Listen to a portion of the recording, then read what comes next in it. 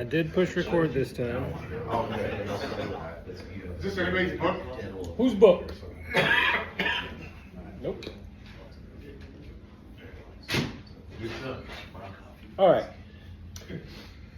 So for the second hour, we're going to briefly review some of the stuff that we talked about last week, try to get everybody on a similar page, and then we'll go through the first 3 of these 12 phases of healing.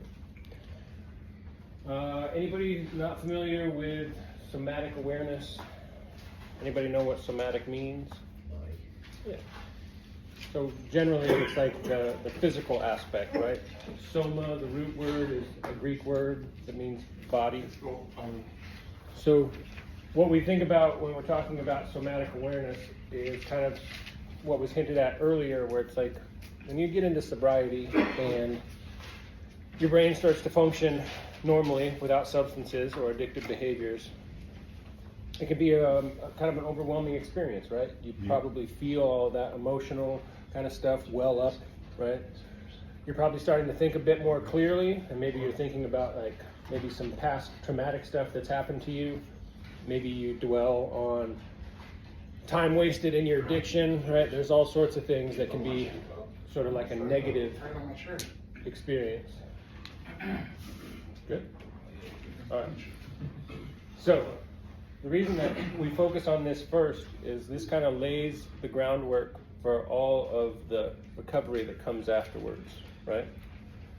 It's really important that you start to get in touch with like your emotional self, what it feels like to be who you are, but then also like being able to interact with other people and being able to observe other people's emotional state and then be able to communicate about that, right? These are all like basic human functions, but if you've been working in addiction for a long time, you may not have practiced these in a long time, and these are skills, right? These are things that we have to do on a regular basis to make sure that we continue to be good at them. Okay, so what we're going to walk through real briefly right now are 4 grounding exercises. The reason that somatic awareness and grounding go together is because we try to get back to a place where we can modulate our emotional experience, right? Anybody know what modulate means? Like equalize? Yeah, equalize is a good way to think about it, right? Okay, yeah. Where it's like your emotional experience should match your felt experience, right? The thing that you're experiencing, the circumstances outside of your body, they provide some kind of data, right? Our senses allow us to interact with the world around us. Your internal state, what's going on with you emotionally, ideally matches the external circumstances, right? And when it doesn't, right, we have all of these words like triggered and dysregulated and activated, right? We want to figure out some way to modulate our internal emotional experience so it at least gets closer to matching up with our external circumstances. This making sense? Mm-hmm. Can somebody give me an example of what it feels like to be dysregulated or triggered or activated? Anxiety, Yeah, anxiety is a pretty common one. What else? Overwhelmed. Overwhelmed, definitely. Uncomfortable. Say again? Uncomfortable. Uncomfortable, yeah. Stress. Yep, distress or stress. Depression. Yeah. So good. So you Attacked. say it again? Attacked. Yeah, for sure. Right. So you guys can see there are some that are like super elevated and activated and high energy. Some people do self-rewarding too. Say it again. Some people do like self-rewarding, like they've done good for so long that they can reward themselves. Self-rewarding. Yeah, for sure. Yeah. So we understand that it's okay to feel both of these things on the ends of the spectrum, right? Sometimes it's okay to be super high, and not by high like drugs, but like elevated emotion. Yeah. And these could be things like joy, it could be things like anger, right? They don't have to be positive or negative, they're just kind of way up there, right? You feel a lot of it. Mm-hmm. By contrast, there's also some that are at the other end, right? Depression could be one of them, or grief. They're super low, right? You just want to lay in bed. You don't want to do shit, right? Those are all normal experiences. Those are all things that everybody feels, right? What we're trying to do with somatic awareness is make sure that they match your external circumstance, right? If you have, let's say like a loss of a loved one, it's entirely reasonable that you experience super heavy depression, super heavy grief, and you just want to isolate. That's a reasonable response. We're not saying that you shouldn't do that. We're saying that you can't stay there for the whole time, right? At some point, you have to start to metabolize that grief. You have to start to integrate that grief, and you have to start developing skills around how to continue to live with that grief, right? Because time goes on. Is this making sense? Okay. I really just want to be clear that when we're talking about emotional regulation, it's not this stoicism of like just having this stone face and not experiencing anything. That's not what I'm talking about. What I'm talking about is, in fact, the opposite, where you're trying to be aware of the whole like gamut and the possibilities of emotion, and then understand how to experience all of those, right? Because that's what a human experience should be about. We're all going to experience grief. We're all going to experience joy. Being able to do that in a healthy way and being able to navigate between those two ups and downs is a skill set, right? Okay. Talk that into the ground. Some other things to think about. We talked about a felt sense. So again, a felt sense is just matching the external experience with the internal experience, right? If there's something joyful going on and you have a joyful experience, those two things match. If there's something joyful happening and you have an anger response, those don't match, and we need to figure out why not. Go ahead, sir. Did you hit record on your phone? I did hit record on my phone. Appreciate you. Get this one. Another thing we talked about last week was posture, right? How we hold ourselves. Body language. Say it again. Body language. Body language, exactly, right? Both for like how you communicate with your body language, but also your ability to observe other people and see kind of like what they're communicating to you by how they hold themselves. Read the room. Read the room, absolutely. I talked about a couple books that I would encourage you guys to check out. One is Body Keeps the Score. If you have read it, there's some really good information there. If you haven't read it, lots of ways to get access to it. It's on the internet, it's on YouTube, you can get it from the library. I think they have a couple audio versions. It's not like the standard, right? But he did a lot of interesting research and I found it useful. Another author that I took a lot of this information from is Peter Levine. He's done a lot of work on PTSD, post-traumatic stress. He has a ton of books. So if you think that trauma might be your thing, or even if just addiction is the thing that you want to get more information on, you should check him out. Okay, yes sir. Levine. Levine. All right, so we're just going to walk through these. Again, these are examples. This is not an exhaustive list of grounding exercises, and probably not all of these will resonate with you, but there might be one of these four that makes sense. And again, I don't care how you do it, you just need to figure out some way that you do it. Okay? So we'll walk through all four. Again, take what what resonates with you, leave the rest, and then if none of these work, start doing your own research, right? There's definitely going to be something you guys think of that I haven't thought of and other people haven't thought of that will be useful. Okay, guided imagery. This can go lots of different ways. I encourage you guys to get hooked up with a counselor, get hooked up with a therapist. If there is trauma in your past, guided imagery is one way to start kind of exploring that, figuring out how to metabolize it, figuring out how to integrate it. Got to be kind of cautious with guided imagery because it can also sometimes feel like exposure therapy, and there's the risk of re-traumatizing or like harming your own self again if you start to visit some of that stuff in your past. So be cautious with it. It's not for everybody. 5, 4, 3, 2, 1. So this is one I like to use when I'm kind of like out in public and I feel myself getting a little bit socially anxious, or it's like big groups of people that I don't know in places that I'm not familiar with. I kind of take myself off to the side, get my back against the wall, do a quick 5, 4, 3, 2, 1. 5, 4, 3, 2, 1 references our 5 senses. Okay? 5 is 5 things you can see. So I can just plant myself in a chair. I can start to kind of scan my environment and just pick up on what's going on around me. 5 things I can see. Okay? Then 4 things I can hear. So cueing into like all the auditory stuff that's going on around me. Right? Giving myself a little bit of a break from maybe the noise that's going on in my head, externalizing that to 4 things I can hear in my environment.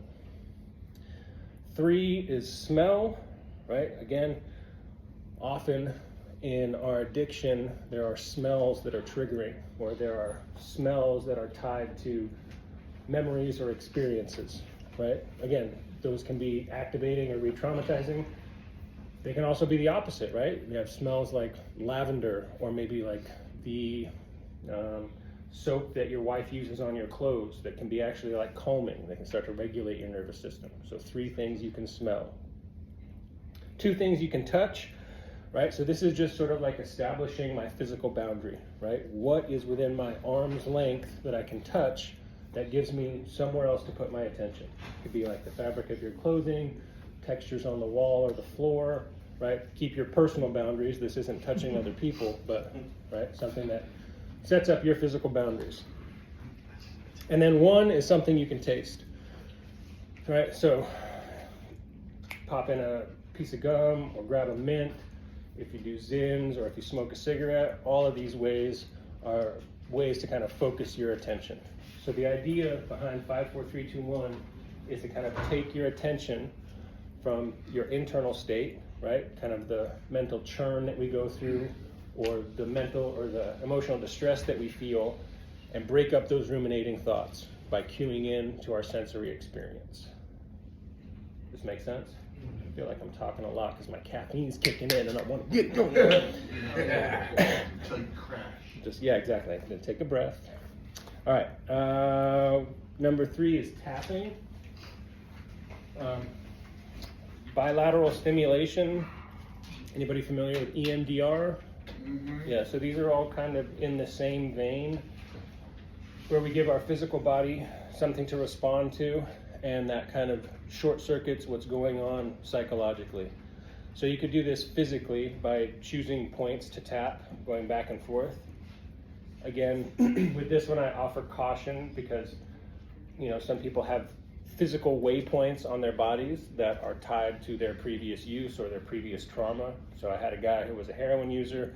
We were tapping back and forth on our inside of our elbows, and he was like, that's triggering, I can't do that one. Obviously that's reasonable, right? So you can do like tapping on your temples, you do like tapping on your wrists, you like tapping on the top of your thighs. And again, this is just a way of grounding your physical body and detaching from sort of like the mental churn or the chaos that's going on psychologically. Last one is a body scan. We'll walk through this real quick like we did last week, just to give you guys a feeling of what it's like. Normally, if you do a body scan, like with a therapist, it's like a 45-minute process, maybe an hour-long process. Every time I do it, I fall asleep like the first 20 minutes. So we're gonna do like a quick, maybe 5 or 6 minute version to give you guys an idea of what it is. And you can do this by yourself, for sure, but again, like having somebody who's facilitating it or guiding you through it kind of gets you a little bit more deeper into the process. Okay, so let's all kind of organize ourselves. If you have stuff on your lap, set it off to the side.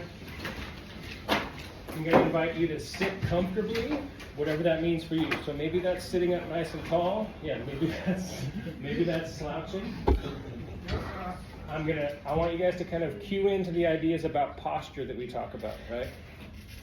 If you choose to slouch, I get it, that's relaxing, but kind of feel what that does to your body. By contrast, if you kind of sit up nice and tall, maybe feel that support of the chair against your back, that kind of lines things up a little bit, right? So there's no wrong way to do this, just something to take into consideration. All right, so again, you can start this however you want. I like to start from the bottom and work my way up, okay? So there's no wrong way to do this. I'm gonna talk you guys through it. If you like to keep your eyes closed, that's cool. If you want to keep your eyes open, that's fine. The whole idea for this whole process is about focusing your attention, right? So I'm empowering you guys in this moment to be in charge of what's happening for the next 5 minutes, right? I'm going to talk you through it, but it's going to be your job to place your intention and your attention on what I'm walking you through. Okay, so first let's just bring our attention to the bottoms of our feet. So immediately, right, we already kind of feel grounded. We can feel the weight of our feet against the floor. You can imagine maybe being rooted into the ground. And now I invite you to just kind of create some movement there. So it could be scrunching your toes, it could be lifting your heels or pushing your toes into the floor. We're just going to bring awareness to our feet. Okay, as we move up to our calves or our shins, again, you can be a little bit exploratory here. If there's discomfort, be aware of that. If things feel strong, be aware of that. Moving up to your knees, again, you can just be aware of it here. You can also incorporate some movement, right? You can reach your foot out, kind of engage your quads, make your legs straight. Yeah, maybe some pops and some cracks. And moving up to our quads or our thighs here, right? You may feel like actually the pressure of your hands on top of your legs. That's cool. Okay, again, you can kind of create some movement by just flexing your quads, extending your legs or not.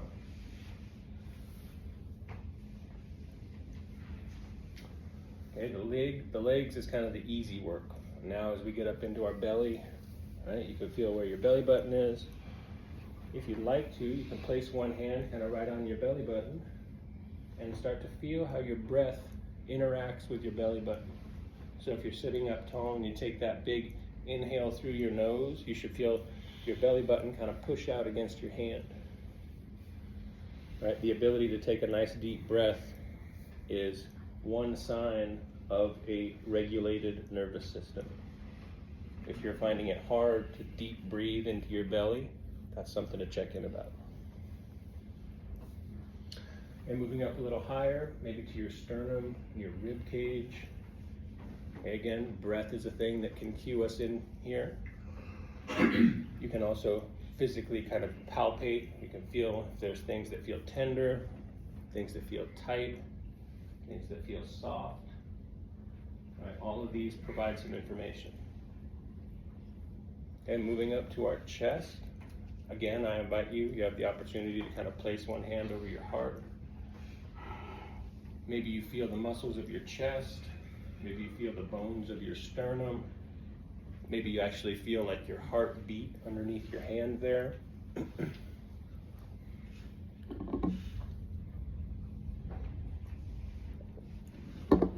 And moving up to our shoulders and neck. This tends to be a place where we maybe hold stress, or maybe we feel a sense of safety, or maybe a sense of danger, right? We kind of scrunch our shoulders up to our ears if we're feeling stressed out. So here you can do some things like tuck your chin to your chest, or you can make gentle circles with your head around your neck.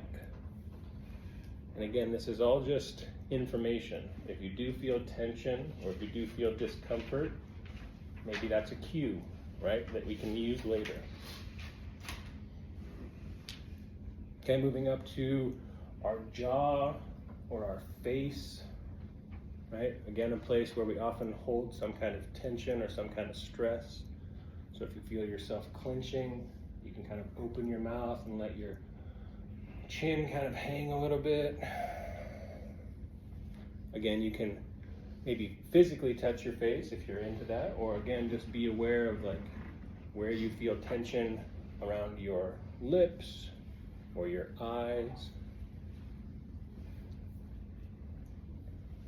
Okay, finishing off, we come up to the kind of crown of your head, right? And for me, I think of this being sort of our access to the divine. So if you have some kind of spiritual tradition, you can maybe send a prayer up here, right? If you're not into spirituality, maybe you're just imagining like the whole universe above your head, right?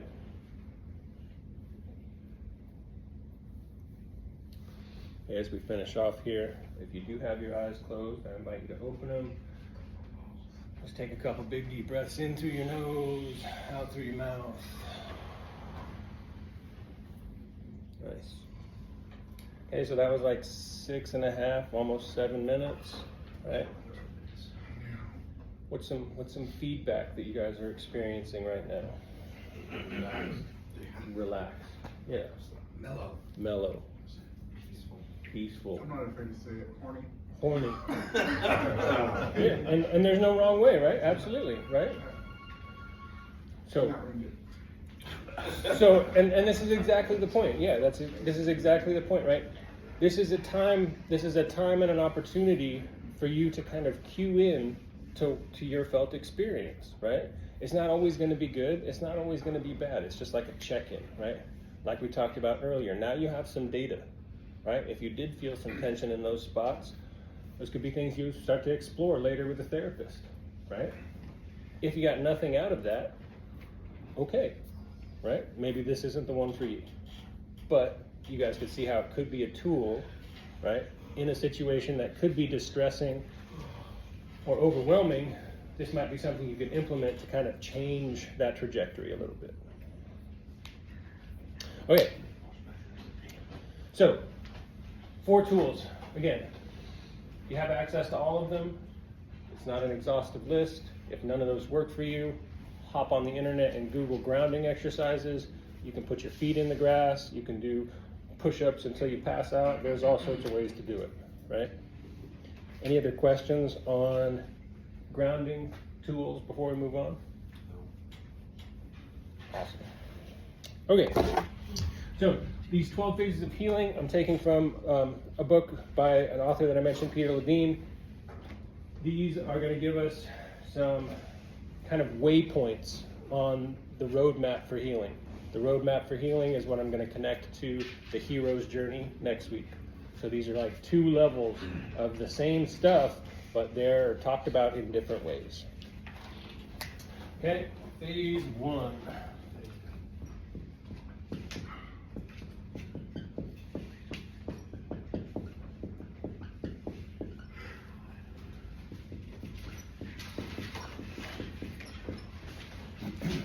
Phase 1, avoid dissociation and denial.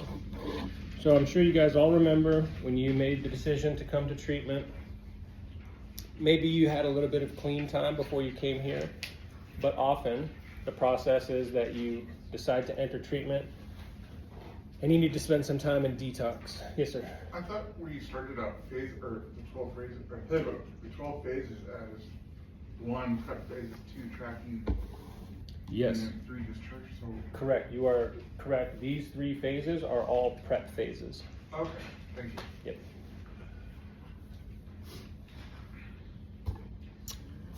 So as you came into detox, you started to experience withdrawal. There was physical discomfort, right? There was emotional discomfort.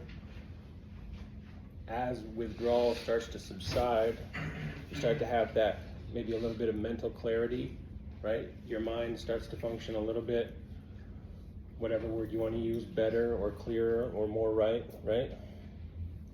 This is an opportunity for you to get back in touch with who you are, right? But also, because of the discomfort and the overwhelm, it could be an opportunity for you to continue to practice dissociating and denying the reality of the experience. Anybody know what dissociation is? Yeah. Go for It's it. like a separation. Yes, separation is a good way to think about it. What I've else? had dissociative episodes. And what happens? For me, I felt a complete disconnect between my inner self and my actual body. Yep. Okay, so it's an adaptive mechanism, right? This is a thing that the mind does to create a sense of safety. So if you have experienced any kind of interpersonal trauma, if you've ever been attacked, if you've ever been in a fight, anything like that, dissociation is a way that your mind allows you to kind of step out of that process so you don't have to actually experience all of that bad shit that happens to you, right? Your physical body does, right? But your mind kind of puts a block in the way. Put it in the back of your mind. Put it in the back of your mind, yeah, right? Out of sight, out of mind, yeah. So it can be a thing that provides safety. It can be a positive adaptive mechanism. Where it gets to be problematic is where that's your default response, right? Instead of being able to interact with reality and the things that are happening to you in a meaningful and purposeful way, you immediately dissociate, right? You immediately just check out. Anybody ever done that thing where you like leave work and you had a shitty day and you're like ruminating about how you fuck your boss up, and then the next thing you know, you had a half-hour drive and you ended up at home. You don't remember anything about the drive home. Classic example of dissociating, right? Your mind got stuck somewhere else. Your physical body was like, I hope we make it home, right? And then you get home and you're like, holy shit, how did that happen? Classic example, okay? What about denial? What's the difference between dissociation and denial? Denial would be like you knowing something and actually experiencing it, and then just denying that it actually happened. Yeah, exactly. After the fact, right? Yes, sir. Can you tell me your name? I don't Taylor. know. Taylor? Taylor, yeah. Taylor, I'm Tobias. Thank you. Good to meet you. Yeah, so denial is like an intentional process, right?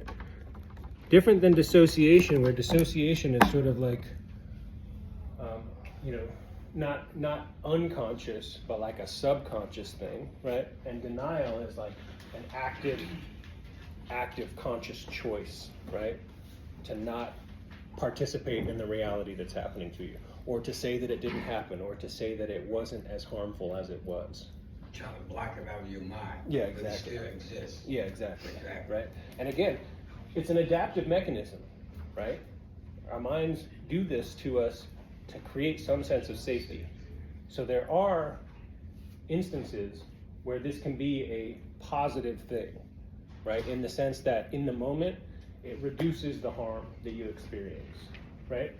But again, if this becomes your default response, if you just choose not to interact with reality, right, which a lot of us have done, which is what addiction is, right? It's the willful choice not to accept and interact with the reality you're experiencing, then it starts to become problematic, right?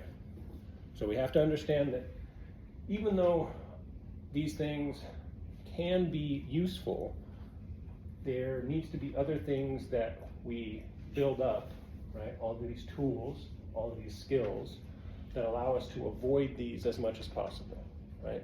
To go through the hard shit, knowing that it's hard shit, right? But have skills and tools to help us navigate it effectively. Okay, so the thing that comes up often in phase one is boundaries. What do you guys know about boundaries? Apparently nothing. Because, boundaries are supposed to be set to regulate your emotions around certain things that make you, anxious or uncomfortable. Mm-hmm. And also to strengthen whatever you feel, enlightens your mood or whatever. Yeah, for sure. But, Can somebody give me an example of a boundary that you've set in your life? Respect. Say again. Respect. Respect? Say more. What's the boundary? Well, I mean, for me, as far as like growing up in a family, I have a lot of sisters too. I think respecting women is a big thing for me. Okay. You putting your hands on females too, stuff like that. Yeah, so I hear what you're saying. I want you to be a little bit more articulate about it. Refine it for me. So So I what, think just giving, you get what you give. So I mean, if you're putting out whatever you're putting out, I mean, you should be getting back. so the boundary is treat other people how you want to be treated. Yeah. Okay. What else? Go ahead, sir. When I got clean the first time, a while back, I would set a boundary of like, I didn't want people around me that were like using. Mm-hmm. So I made that clear, And why not? Huh? Why? Well, because it was kind of a trigger to me, so, Yeah. and I wanted to stay clean. Yeah, so it's a safety issue, right? Like even people at work, I would tell, like if I knew they were like using, cause it's pretty obvious. Mm-hmm. I would be like, I can't work with this guy. I'm a recovering addict. Mm-hmm. Go ahead, Ola. Like after college, setting up financial boundaries with my parents, like instead of them kind of having access to my accounts, just becoming financially. Independent, nice. Go ahead, sir.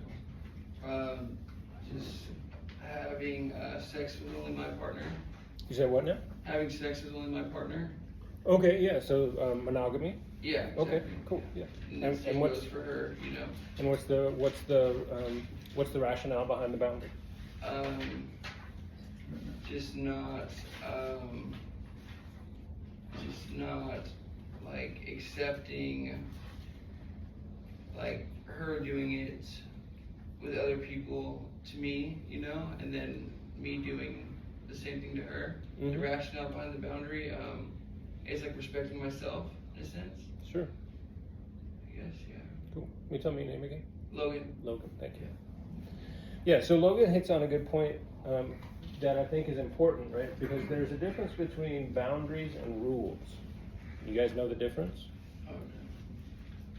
So boundaries are self-imposed, right? And like we've talked about, typically boundaries are associated with my personal safety, right? Whether that's like an actual physical boundary or whether it's more like an emotional boundary, like you're talking about, right? And these are things that I set up for my own safety, right? Yeah.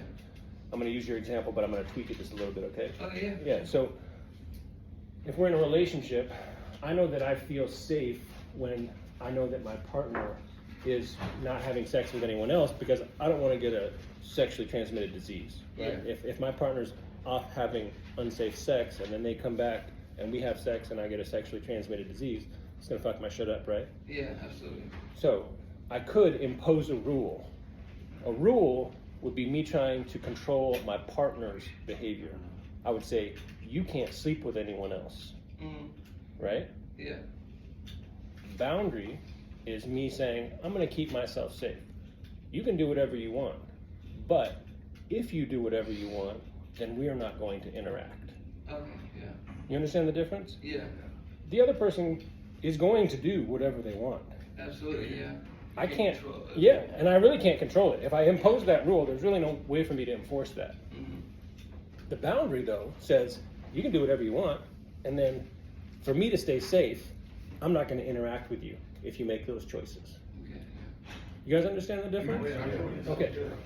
This is important, right? Because control is a huge issue in sobriety and recovery, right? Mhm. We just want to control our addiction, right? We just want to control, right? So we feel safe. And that's really kind of bullshit, right?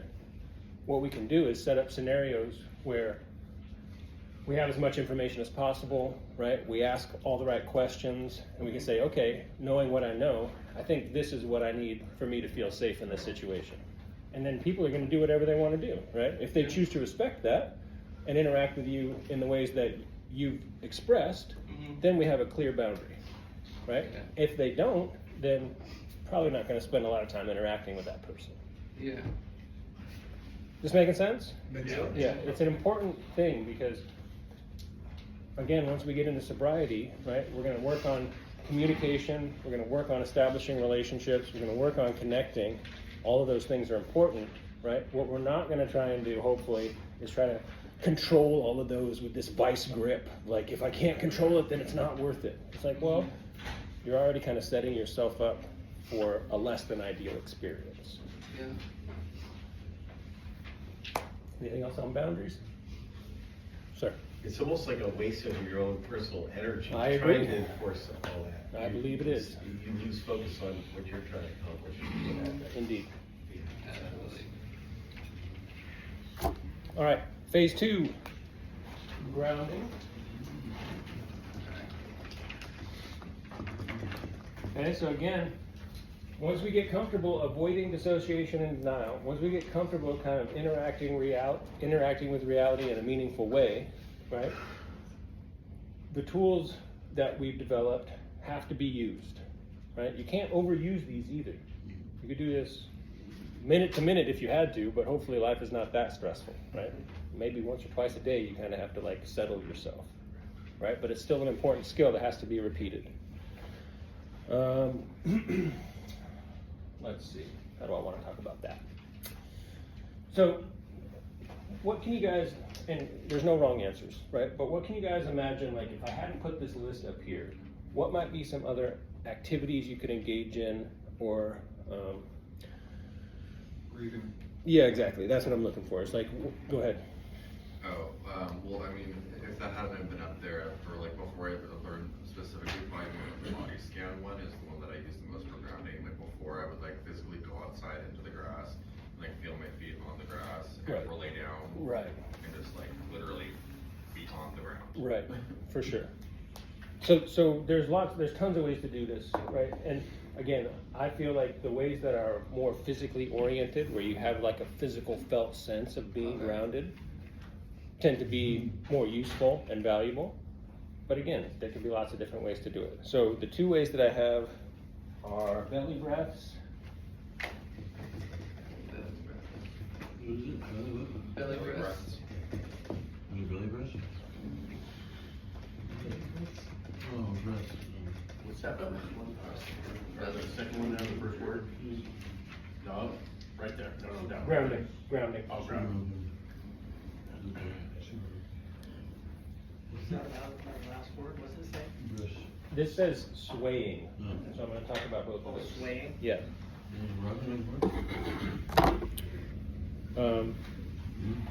Is it Tegan? Yes. Thank you.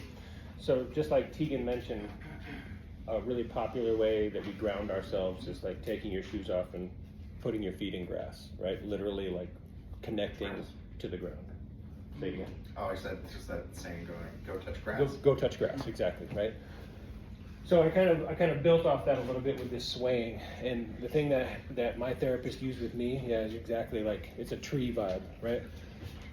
So this kind of connects back to what we talked about with posture. Like if I stand rigid and upright, like there's some good things that come with that, right? I maybe feel confident, I maybe feel some sense of like personal strength, right? But I'm also actually like super rigid. Yeah. I'm inflexible, right? So my therapist worked with me on this idea of like, right? You just kind of like, I still have my posture, right? I'm still confident, I still feel good about myself, but there's also kind of this Flexibility. Yeah, some kind of like flexibility, right? We talk about how the way that trees develop strong trunks is not by just being in a passive environment, right? The way that trees develop strong trunks is feeling the wind, right? And as they sway, they get some sense of their external environment, and then they adapt to that environment, right? They don't have to change what's going on around them. They're aware of what's going on around them, and then they react to it in a meaningful and purposeful way, right? So using your imagination, you could just stand somewhere. I do this all the time out in public, standing in line. Yeah, I'm doing it right now. It's like, and it just feels good, right? And then instead of like trying to hold myself in this position and interact with you guys, which feels super awkward, right? Yeah. So again, take some of that, maybe use it, figure out some way to make it your own, okay? And then belly breaths. So again, like we did in our body scan, right? The ability to inhale shallowly, like if I can just breathe to my sternum, I'm probably in a pretty stressed out state. Right? So very shallow, right? All right, let's do a couple of those. Big inhale through your nose.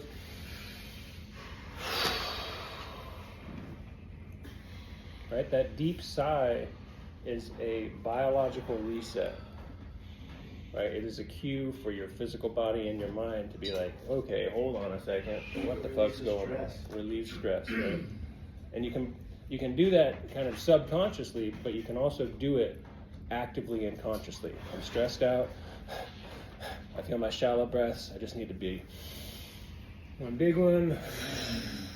We did it like last week and the week before with Miss Lance, we got the horse well. Okay, yeah, She yeah. told us to do that, the same, basically exact thing. Mm-hmm. Yeah. And you'll find if you do any kind of like equine therapy, or if you work with dogs, any of those animal therapies, you will, I won't say you will, but animals do this as well, right? Right. And you will feel interacting with a horse or a dog, when they breathe that way, you will feel a response in your own nervous system. Yeah, exactly. So it's a way of connecting as well. It's super cool. Same thing she said when we go see the horses. Yeah, exactly. Yeah, that's what Earl was talking about. Yeah.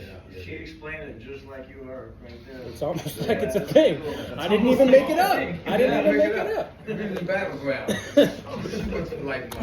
You didn't even make it up.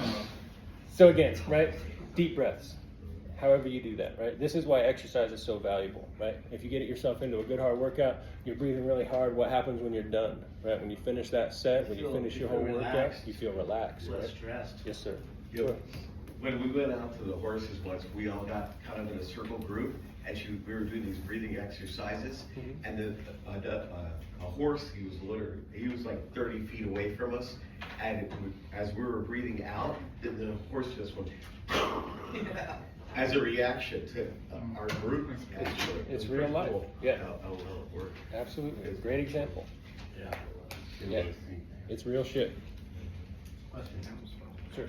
I don't know if it's on topic or not, but are you familiar with animal behaviorism? Oh, like how like the horse jockey and the horse, like the horse can read the jockey's body language? Yeah, absolutely, right. This is, keep going, bud. I was wondering, like, auras, like, how do you call them an aura? Because I have people, like, they'll, like, come up to me out of nowhere and be like, hey, your aura's, like, out of whack, and it's, like, creating, like, havoc with, like, this man, and I'm like, what are you talking about? Okay, cool. It's like, other than body breathing or swaying, is there any other way that I'd be able to calm that so I'm not affecting other people in a negative way and going across their boundaries? Yeah. So let's do this for just a few minutes, and this is like the least scientific part of the stuff I present, but I'll give you my opinion, and then take from it what you want. So I heavily believe in both frequency and vibration, right? These are physical things that exist around us, right? There are lots of good studies about literally the vibes that you put off being a physical thing. Literally the frequency of emotion has been established beyond a shadow of a doubt, right? If you're angry, your physical presence will vibrate at a different frequency than if you're experiencing joy or experiencing grief or experiencing any of those things.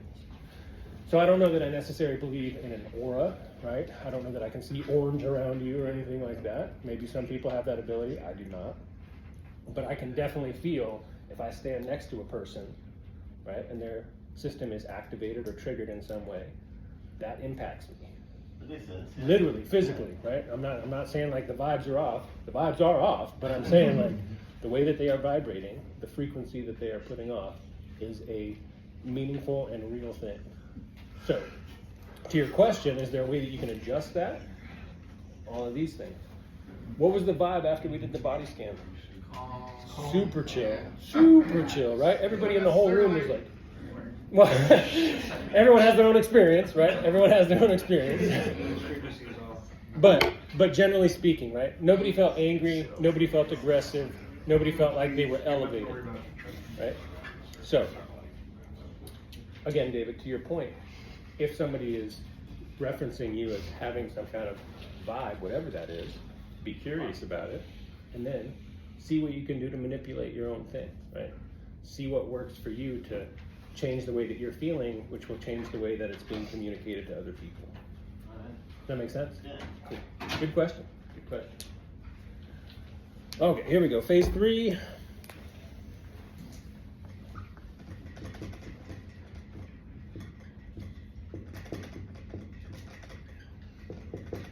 Build a resource list. So this is kind of what we're doing right now. And this is, I think, again, sort of an underutilized aspect of treatment, right?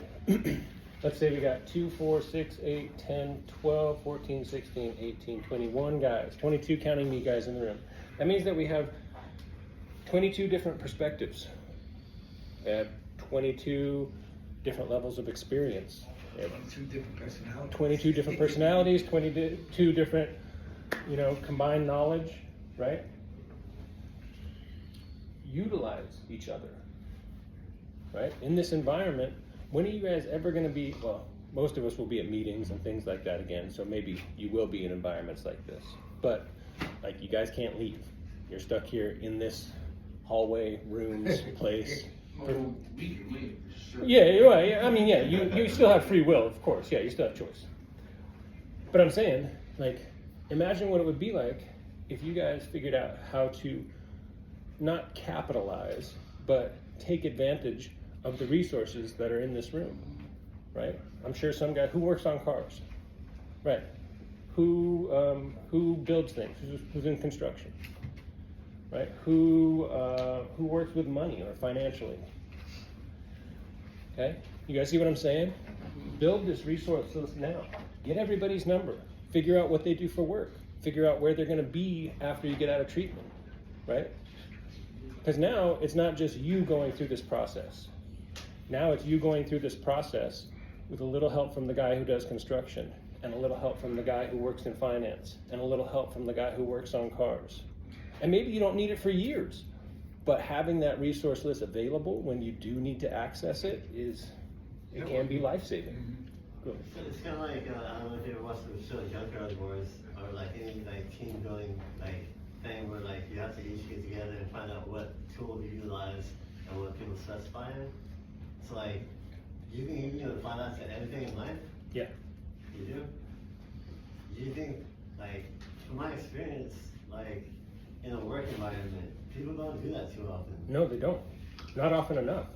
How do you bridge the gap and start communicating better with people to be like, hey, if we open up and like environmentally like ground ourselves in a group cohesive? Because like, let's say with my friends, like I don't know how many people in this room have tried to do something as a group of people out there, or like a gang or whatever, but like I've tried to get my two friends together and be like, okay, like in my perspective, let's say the three of us are together and we're trying to accomplish this task or this goal. It's a group goal. Everyone has their single goals and things to do, but like, what happens if like I talk too much? That's one thing I do too much. And so like I know this, it causes havoc and mayhem between the group. So like I try to explain to them, if something like that happens, obviously I need to A, take myself away from the group and realize that hey, I need to separate myself. B, have something in the group take me apart from the group and help me calm down so we can be better in the group. But like also understand that the group needs to keep going towards the shared task and goal. Like how do I better communicate that with people? It's a fucking amazing question. Go ahead, Sean. Kind of networking. Same thing as networking. Been in plumbing for a long time, started my own business a while ago. I meet guys on jobs, tile guys, concrete guys, sheetrock guys, all kind of shit. Get their name and their info, and you know what I mean. I have a job, and hey, the homeowner's like, hey, you have a cabinet guy? Absolutely. Yep. So It's networking. Yep. Very briefly, let me answer your question. There's an author named Sebastian Junger. Anybody know Sebastian Junger? He's a journalist. He wrote a book called Tribe. So the first thing I'll say is, biologically, evolutionarily, the way that society is right now is fucked. Yeah. We've done it wrong. Yeah. Right? 10,000 years ago, when we lived in tribes, when we had community that surrounded us, you never had to have the conversations that you're talking about. You never had to ask, am I imposing on anyone? You never had to ask, is this for me or is that for you? Right? It was just like a collective. The hierarchy was set though. Yeah, sure, there was hierarchy set, but it was like everybody had a place and everybody had a job and a purpose, right? Whereas today, we've all sort of individualized ourselves, right? We've all kind of taken what we can get for ourselves and made it as good as we can, and then we're trying to survive. And to me, this is a reason why a lot of us fall into addiction, because we don't have the support around us where I can go, hey, I have a need that I can't meet myself, and I also don't have anybody else around me that can meet that need. I'm isolated, I'm lonely, I don't have, because nobody has all the resources, right? Nobody has all of our shit covered, right? Everybody needs to ask somebody for something. Networking. So that's where we kind of fall now, right? So to answer your question, I would say, find your tribe. And that sounds totally cliche, and it's an easy, like simple, like just find your tribe. But also literally, when you do, you'll know. And you won't have to ask the questions that you just asked. You won't have to go to people and be like, why can't we get it together? If you keep asking those questions, you're probably not in the right, and when I say right for you, right? It's not like there's some moral thing about this, but it's like the people that you're interacting with, they're not on that same vibe, right? They're not on that same, like, let's get together and make it work. So you gotta look somewhere else. That makes sense. And when you do, and again, this is like curiosity, this is like a huge part of recovery, be curious until you do find that group. And when you do, then you'll know. And that's super simplifying it, but it's also If you like, don't want to, you'll still be at the same frequency. yeah, exactly. If you stress it. Okay. Oh, 5 more minutes. All right, so internal, external, we've already kind of gone over these, and you guys are already on track, but just real briefly, what is the difference between internal and external resources? Internal is what you feel inside, external is what you feel around you. Love that. I was part of it, I Yeah, promise you. no, I know you're here, I hear you. Hey, is that supposed to be ER, not RE? Yeah, yeah. That half inch. External circumstances. Yeah.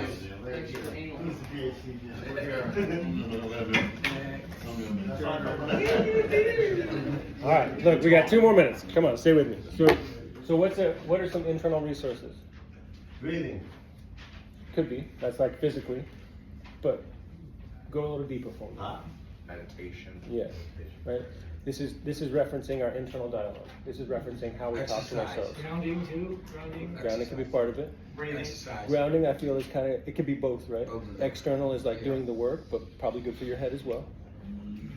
Like affirmation. Like belly breathing, deep breath. Yeah, and you guys are thinking physically, and I love that. Like, But go somewhere else for me. maybe like reading things that you've written down. There we go. for yourself. Right. Yes, exactly. Right. This is all the stuff we talked about earlier with like journaling, reflecting, internal thought, affirmations, mantras. What'd you say? Emotions. Emotions. Yes, absolutely. Like memories? Yeah, could be. Reflection. As long as they can kind of Yeah. push that trajectory in a positive way. Yeah. Okay. And external resources. What are some external resources? Yes, we should talk to somebody about it. Yeah, therapy. Yeah. Get a counselor. Connection. Say it again. Connections. Connection, right? Establish some tribe. Home groups. Home groups. Sponsors. Walks, sponsors, playing guitar. Yes. Anything that helps you change your alternative. Gangbang. Maybe not game bang. Maybe not. Okay. Let's see. I think that's where we're gonna stop for today. Yo, Steven, I think you need to drop those thoughts with all these guys. I could be my journal. Okay. So let's finish up. Any other questions about what we've talked about today? Say again, sorry. That's all right. Just any other questions about anything that we've covered today? Okay, so just a quick review, right? So we talked about how to set up daily, weekly, monthly, and quarterly check-ins, right? Have a daily practice that lets you touch all of those 4 pillars that we talked about: physical, psychological, emotional, spiritual, right? Weekly check-ins that allow you to schedule things, stay on track. Monthly goals, right? Remember, we stopped talking about goals as much as we talked about forecasting. You guys good? Yeah. Okay. All right. Thanks, guys. And then quarterly accomplishments, right? Yeah. Give yourself an opportunity to feel good about the work that you've done. Okay? Cool. Awesome. I appreciate you guys' time and attention today. Come up here, let me sign your sheet, and I'll give you a high five. Thank you, gentlemen. Oh, also, who's been forging the check marks? Who forged the check marks? You sons of... Thank you, Mark. I mean, it's not hard, but I'm saying. Thank you, sir. Yeah, thank you. Always. Thank you. Thank you, man. I learned something. Bye. Thanks, Dad. Thank you. Thank you. What was your name? Tobias. Glad you like it, sir. Thanks, Daddy. 2 check marks, right? Oh, there's only one. Just one, just for education. Thanks, Daddy. Yeah, thank you. You too, man. Oh, thanks, Tyler. Yep, thank you. Thank you, Tobias. I'll see you next week. Yes, sir. I'll be here. Thanks, man. Thank you. Yes, Thanks, Chris.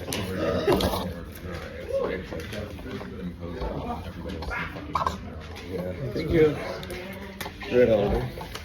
Thank you. That was awesome. Thanks. Got a lot of good info. Thanks, Peter. Thanks for being here. Thanks, Tobias. The client book you were talking about, did you say Junger? Like Junger? Junger. Okay, cool. That's what I wrote down. Thank you so much. Yeah, you're welcome.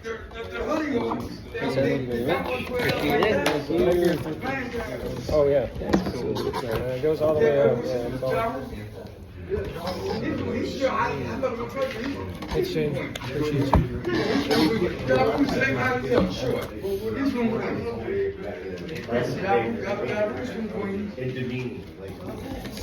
Could you just get the rest of them? I wish. You sound like a nice man. You too, man. You sound just like that song. Thank you, sir. Earl, thank you, sir. Thank you. Good teacher. I appreciate it. And we need that. Yep. You don't even sound like that in real life. You don't even sound like that in real life. John Rule. John Rule? Yeah. No, that's the record. Yeah, no. His voice is much softer. Yeah. But you go, I'm